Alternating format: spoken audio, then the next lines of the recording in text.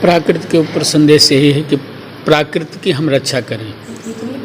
प्राकृति की जब हम रक्षा करेंगे तो प्राकृति हमारी रक्षा करेगी और प्रकृति ही हमारी संस्कृति है। दर्शकों, आप सभी का बापू वार्ता न्यूज़ नेटवर्क में स्वागत है। वैसे अक्सर हम कई अन्य क्षेत्रों को लेकर सामाजिक सांस्कृतिक जो प्रोग्राम होते हैं वह हम दिखाने का प्रयास करते हैं। उसी पश्चात हम सालेकसा तहसील के तिरखेड़ी ग्राम में पहुँचे और तिरखेड़ी ग्राम में एक आश्रम है और यहाँ पे प्रकृति सांस्कृतिक सम्मेलन का कार्यक्रम का आयोजन किया गया है, जिस प्रकार आपको मैं बोर्ड में दिखाना चाहूँगा।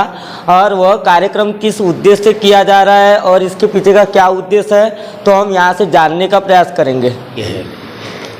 जैसे वैदिक काल में भारत को विश्व गुरु कहा जाता था, लेकिन आज के संदर्भ में देखा जाए तो भारत में नैतिक शिक्षा का पतन हो गया। उसके पीछे हमारी संस्कृत विलुप्त हो रहा है।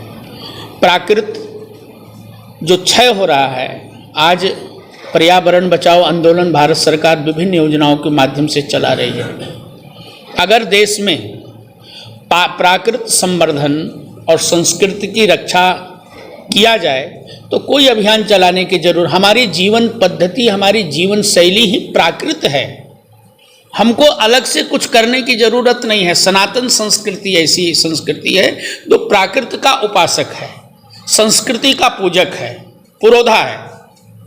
हमारे संस्कृति में नदी की पूजा, पेड़ की पूजा, जंगल की पूजा, पशु की पूजा, पंछी की पूजा, नर में नारायण का दर्शन करना और जन जन में ईश्वरत्व का भाव प्रदान करने वाली हमारी संस्कृति है।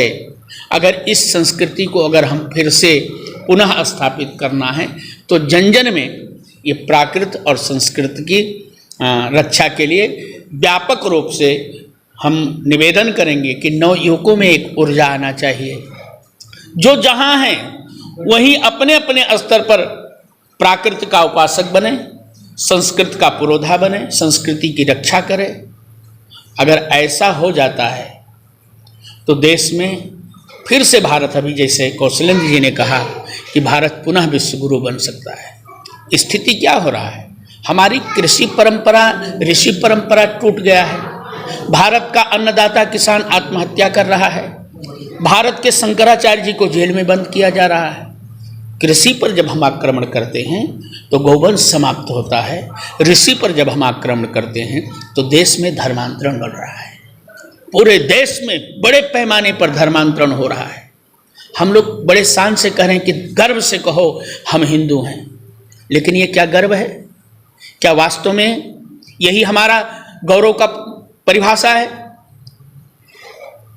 उसके पीछे हमारी संस्कृति को लुप्त करने के लिए विदेशी षड्यंत्रकारियों का बहुत बड़ा षड्यंत्र है, जिसमें भारत में रह रहे कुछ हिंदू जयचंदों का बहुत बड़ा योगदान है। जो जैसे वंदनीय राष्ट्रसंत टुकड़ों ने ग्राम गीता के 21वें अध्याय में लिखा, काही दूर देसी च लोकेति सेवा करुणी प्रवेश मिड़ौती, सर्वधर्म संभाव का नारा देंगे और भारतीय संस्कृति का जितना पतन करना है पतन करेंगे। सेवा के भाव में संस्कृति का विनाश करना कुछ भारत में रह रहे हिंदू जयचंदों का एक करिश्मा है। अब आज जरूरत है भारत का संत, भारत के समाज सेवी, भारत का युवा घर से निकले और कम से कम 24 घंटा में 1 घंटा प्राकृत और संस्कृत के रक्षा के लिए काम करे। तो हम भारत विश्व गुरु बनेगा कि नहीं बनेगा, लेकिन हमारा देश समृद्धशील होगा, संस्कारवान देश होगा, प्रतिभाशाली देश होगा, आरोग्य देश होगा।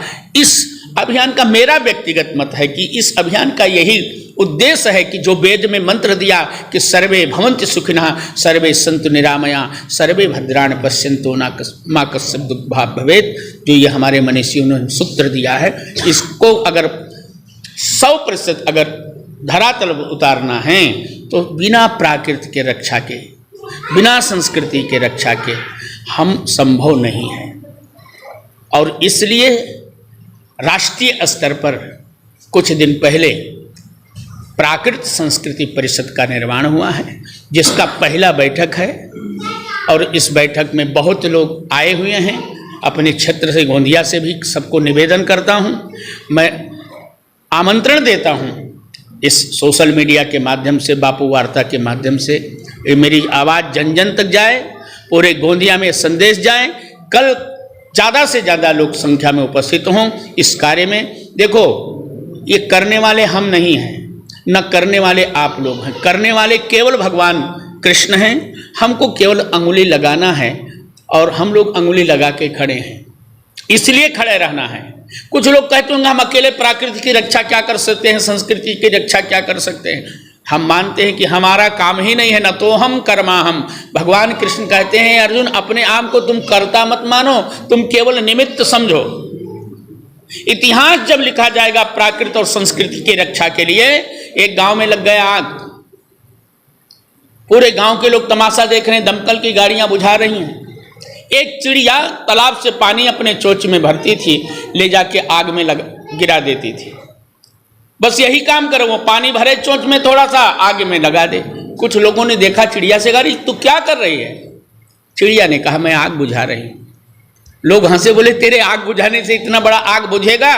तो चिड़िया बोली मैं जानती हूं कि आग मेरे बुझाने से नहीं बुझेगा, लेकिन ध्यान से सुनो, कल इतिहास जब लिखा जाएगा तो आग लगाने वाले, तमाशा देखने वालों में मेरा नाम नहीं रहेगा, आग बुझाने वालों में रहेगा। इसलिए निवेदन है, प्राकृत और संस्कृति की जो रक्षा के लिए हमने संगठन तैयार किया है, इसमें सबको जुड़ने की जरूरत है। इतिहास जब बनेगा तो हमारा नाम संस्कृत और प्राकृत के रक्षा के लिए होगा।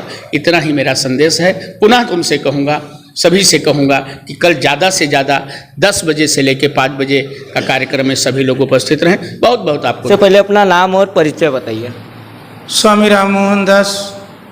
तो ये बताइए, प्रकृति संस्कृति सम्मेलन जो कार्यक्रम का आयोजन किया जा रहा है, वो कार्यक्रम करने के पीछे का उद्देश्य क्या है?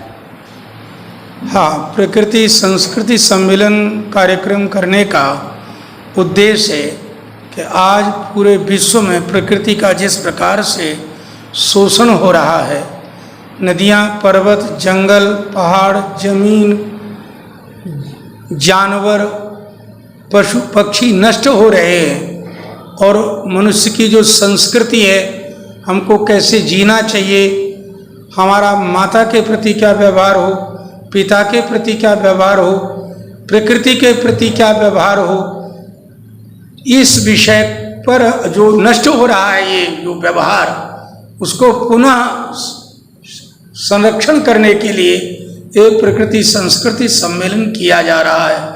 तो ये बताइए कि यह जो कार्यक्रम है आपका कितने दिनों तक के चलेगा? यहाँ यह आज और कल 2 दिन चलेगा, और यह कार्यक्रम निरंतर पूरे देश में प्रतिमाह कहीं न कहीं होगा।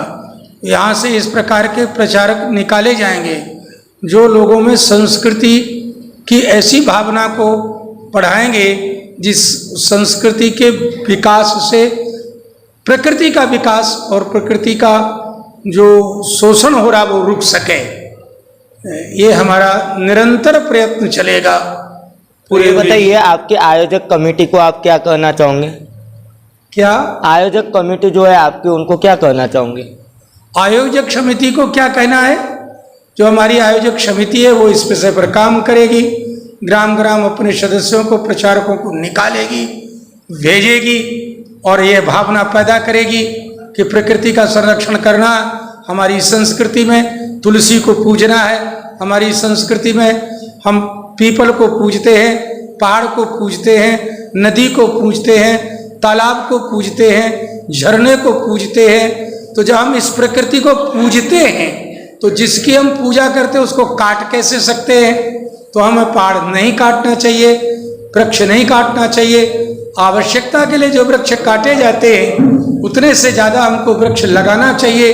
अगर हम वो नहीं लगाएंगे वृक्ष तो हमें फिर ऑक्सीजन कहाँ से मिलेगा, और ये समाज दूषित हो चला जाएगा, बीमारियों से क्षतिग्रस्त हो जाएगा। वन्य औषधियों से जो सुगंधी निकलती है, पुष्पों से जो सुगंधी निकलती है, जिससे मनुष्य का, जीव का, जंतु का, पशु का, पक्षी का स्वास्थ्य सुरक्षित रहता है, उस प्रकार की प्रकृति का संरक्षण करना, संवर्धन करना, पूजन करना, और उसके माध्यम से सारे विश्व में प्रकृति का संरक्षण करना, संस्कृति का संरक्षण करना, यही हमारा उद्देश्य है। आज के दिन के अवसर पर इन्होंने प्रकृति के बारे में बहुत अच्छा बताया। जिस प्रकार पेड़ पौधे जो है हमने लगाना चाहिए, ना कि उनको काटना चाहिए, जिसके जरिए हमें ऑक्सीजन मिलता है। यदि वही चीज़ को हम नष्ट करते हैं तो आने वाले दिनों में हमें ऑक्सीजन की कमी हो सकती है, ये इन्होंने बताया। उसी पश्चात यहाँ और महाराज जी उपस्थित, हम उनसे जानना चाहेंगे कि उनका क्या कहना है इस विषय में।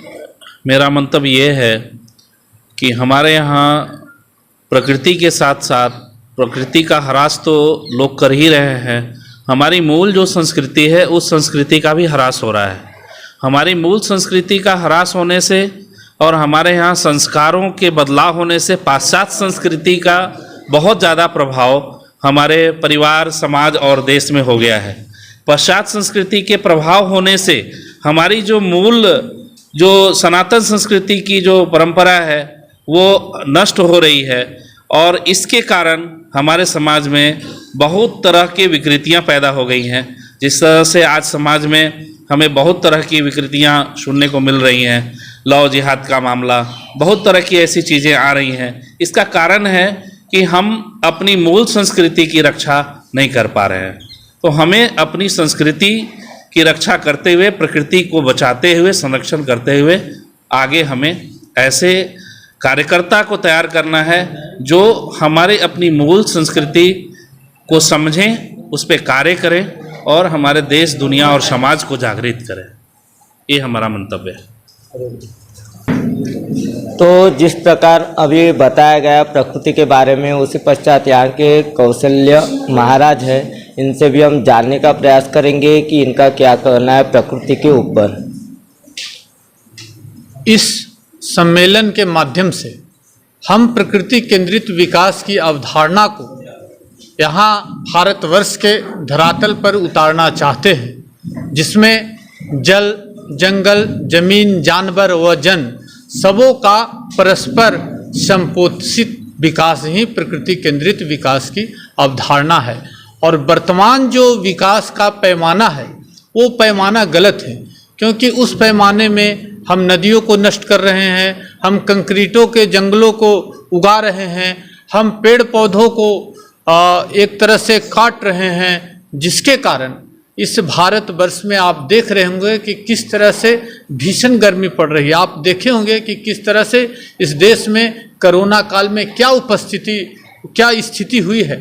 जिस तरह जानवरों को हम लोगों ने पिंजरे में कैद किया था, एक समय प्रकृति का प्रकोप का ऐसा आया कि हम मानव भी अपने घरों में कैद होकर रह गए थे। इसलिए प्रकृति को बचाना है और प्रकृति के साथ संस्कृति का जब समाविष्ट होगा तो भारतवर्ष पुनः विश्व गुरु के सिंहासन पर आरूढ़ होगा। इसी तरह की खबर देखने के लिए बापू वार्ता न्यूज नेटवर्क को सब्सक्राइब कीजिए, बेल आइकन पर प्रेस कीजिए। गोंदिया से देवेंद्र दमाही।